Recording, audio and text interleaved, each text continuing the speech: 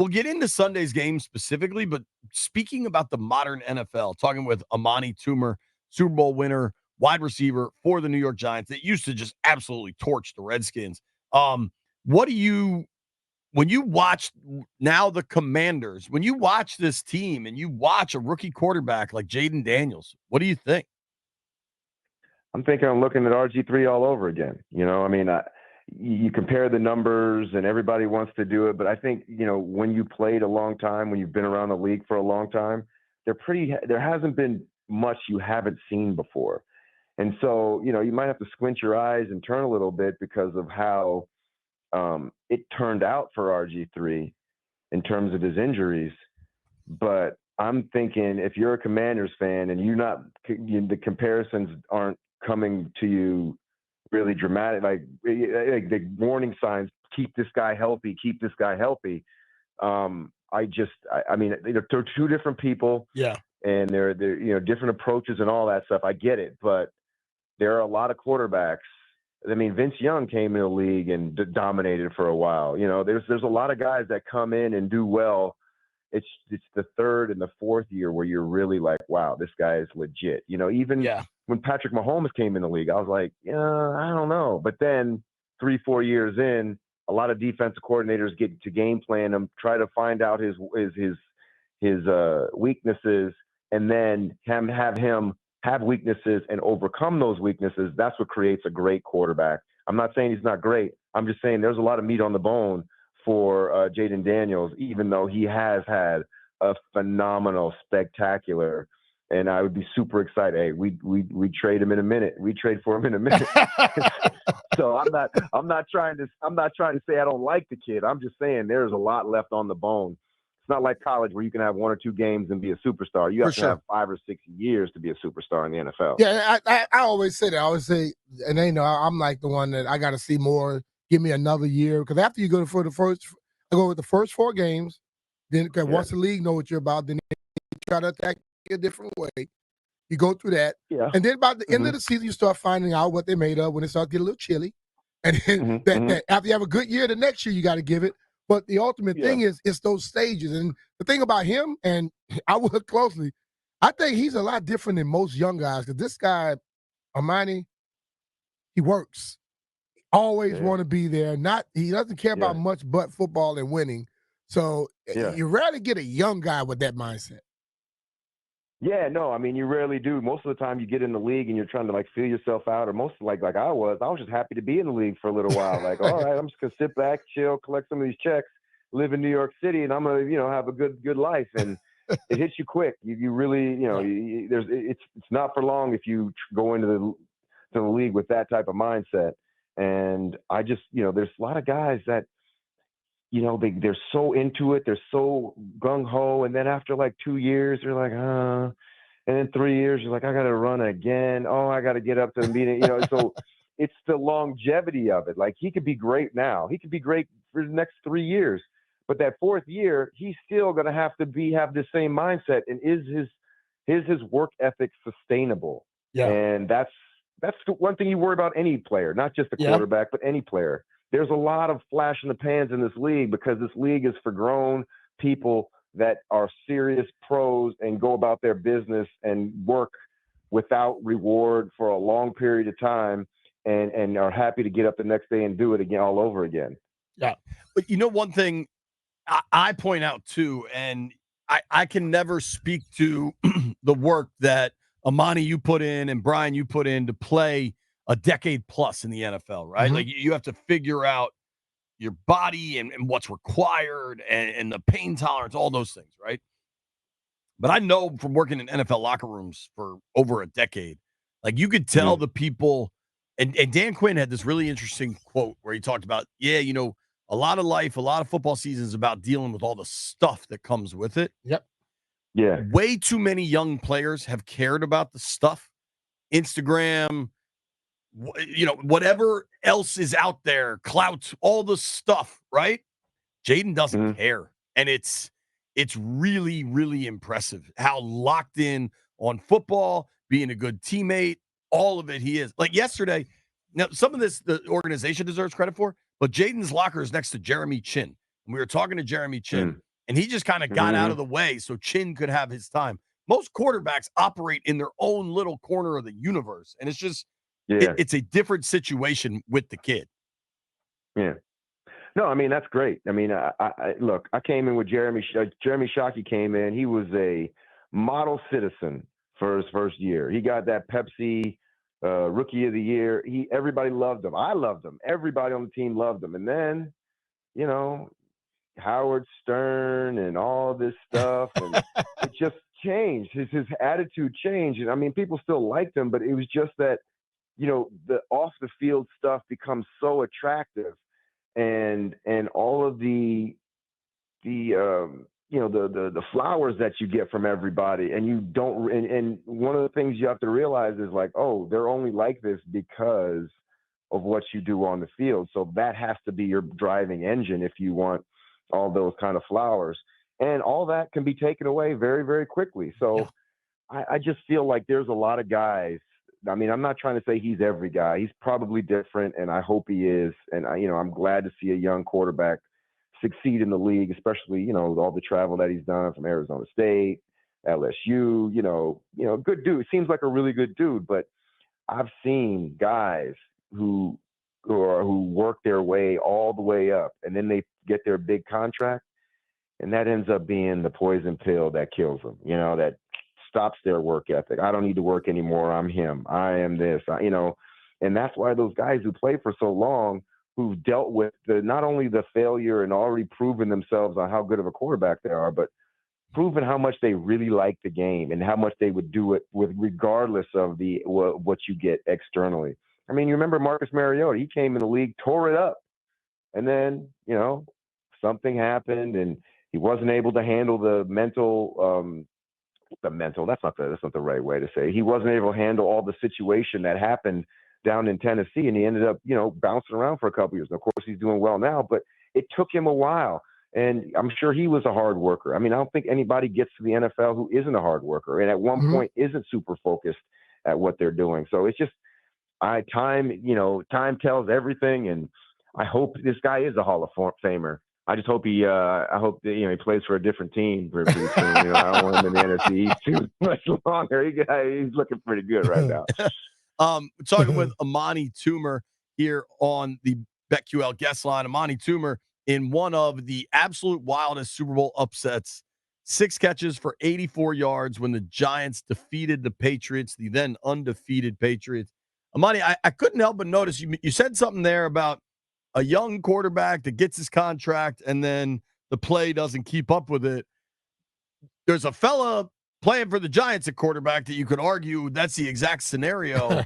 Daniel Jones doesn't seem like the money changed him. I just don't know that he was ever worth it. How do you think all that's going with Danny Dimes and this Giants offense? I don't know. I've been impressed by the way he's handling it. There's a lot of quarterbacks that would be in this situation and start pointing fingers. I mean, look at Aaron Rodgers. He entered a little struggle. He started blaming his receivers. Hey, right. He wasn't on the red line. I mean, so he's not doing that. I feel like if you're going to play in the league for a long time, you're going to go through bad stretches. I don't think Daniel Jones was ever a guy that they thought was he's not been paid like a top quarterback. Like most quarterbacks are making $50, $60 million a year. Daniel's making 40. So it's like he is, what I don't know why people saying he made so much money. $40 million is an average quarterback salary in the NFL. And so I just look at the market and then look at the actual market and then look at what you're getting. Like he's not playing horribly. He's in a situation where he's down his all-pro tackle in Thomas, and they're struggling to try and figure that tackle spot, the left tackle spot. So I don't know. I think people need to kind of like relax. And when you look at Daniel Jones, he's what he is. He's a guy that can win you games if you have a lot around him. But right now, currently, the Giants just don't have a lot around him. And, you look at Malik Neighbors and you look at Wan'Dale Robinson, those guys get the number 1 and 2 in targets in the league. And they're just not producing like somebody who gets all the targets that they get. I mean, they're young players, but, you give somebody the ball, you give somebody targets. That's possessions. If you're not producing at a high clip. I mean, Malik Neighbors producing. He's number 6 in the league last I checked in yards and stuff. But if you're the number 2 guy in the league in targets, you really have to be breaking games open. If you get 10 catches, that game should be won. Like if you get 10 catches in a game and you don't have over 130 or 40 yards, I don't know what to say. Like I got to have a couple touchdowns, 100 and some yards. I just feel like he's a great player. He's a young player. He's figuring it out much better than I was in my first year. I couldn't have handled the situation he's handling, but he's in the situation he's in. And I feel like he needs to be breaking games open, not just, I think he needs to be the difference maker that breaks the game open. That's why you pick a guy so high in the draft. If you look at this game coming up this weekend, what do you think the Giants have to be concerned about as you look at Washington? I think the offensive line. I mean, the offensive line is a problem. I think the only real bright spots are our defensive line, and I think that will bode well against Washington because we had a very disciplined rush last week. Versus Russell Wilson. He never really got out of the pocket because they were very disciplined in their rush lanes. And I think that's going to be a key of what's going to go on this weekend. Our real shot, the Giants' real shot is that defensive line, that defensive front taking over the game and making the Commanders one-dimensional and allowing that pass rush to take over. So we have to get off to a quick start and make some plays, keep the ball on the field, run the ball with Tyrone Tracy. And that's kind of the way, that's our blueprint. I mean, there's not much else out there. Our tight end is good, but he's young. Our receivers are young. There's nobody on our team that really scares you. I think Tyrone Tracy is the best thing we have going, that you can't let him take over because he can wreck an entire game. And Daniel Jones he's a distributor. Yes, he does. Talking with Amani Toomer here, Giants legend. What is the status of Tracy? Do you know? I know he had the concussion Monday night, but it seemed like he might be ahead of where people expected and able to play this weekend. Yeah, I didn't hear about the concussion. I knew he was out for a little bit. I did see the concussion. I mean, I hope he's back. We got Motor, Singletary, but right. He's. Tracy's they got a bunch of really good players. They don't have difference makers. Mm-hmm. That's the problem with the Giants right now, except on defense. To your point about Neighbors, he had 13 targets in that game Monday night, only 7 catches, and there was a huge third down play where Danny Jones put the ball on the money. He just dropped it. He owned it afterwards. I mean, receivers are going to have drops, but it does seem like for the Giants, and specifically for their offense, that some games they've just been thrashed, right? But I watched that Steelers game the other night, and it seemed like the game plan was there and plays were there. And just in critical moments, Jones had the pick late in the game, had the fumble earlier in the game. Like in critical moments, they just can't get it done. Yeah, their red zone offense is really poor, and that's something they're going to have to work on. But going back to Malik Neighbors, I really like him. I really think he's good, and I really think he's going to be good. And I don't like the situation that he's in, but that's why you get picked so high. Like you're in a position where there's no time to be a rookie. You are needed by this team to be that guy, to be him. And it's not great. It's not a great situation for a young player. It's hard, but he's top 10 pick. That's kind of what you get. Yeah, no apologies. Like Coach Thompson would always say, the best players go to the worst teams. And you got to understand, you got to be able to go lift them and not fit in, think you're going to just fit in like some other guy that, like the Patriots would end up getting those top guys. Hell, they were going to a team that probably won the Super Bowl the year before. Yeah. And so it's much easier to play on a good team than a bad team. There you go. The good team, you just be a complimentary piece. On a bad team, you got to be him. Yep. And it's a lot easier to cover him, too. We finding that out. Yeah, exactly. Yeah. Exactly. And plus, I mean, he's just learning how to be in the NFL, and he's, put in position to catch game-clinching touchdowns. He dropped one against the Commanders. Yeah. Dropped one last week. I mean, he's had a couple very timely drops that cost him games. So, I mean, and then he dropped one against the Cowboys, I think. So it's just, yeah, it's tough for him, and I feel for him, and I think he's going to be a great player if he can get through this mental rough spot and become him. He got to be him. Amani Toomer, 5 straight 1,000-yard seasons for the Giants, 13 years for Big Blue. Thank you for the time, man. Appreciate it. Appreciate you, man.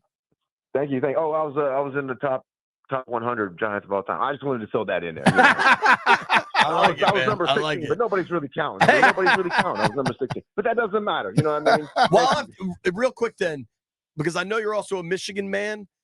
I don't know how much you've watched, but Washington has a rookie corner, Mikey Samerstill, who is just one of the most physical corners I've ever seen play. Are you familiar with his game? Kid. Oh yeah, number 0 for Michigan last year. Oh, he was phenomenal. I loved him last year. Well, he's doing it for us You're now. You're going to see him Sunday, man. He's doing the same thing. Thank you for the time, Amani. Yeah. So you got to cheer for us now, Amani. He's bound to have a bad game. You got to cheer for the Commanders now because you got the Michigan guy there. I don't know if I go that far, but thank you, dude. All right, bro. Take care, man. Thanks. Appreciate you. All right. Amani Toomer, absolute stud for the Giants for many, many years.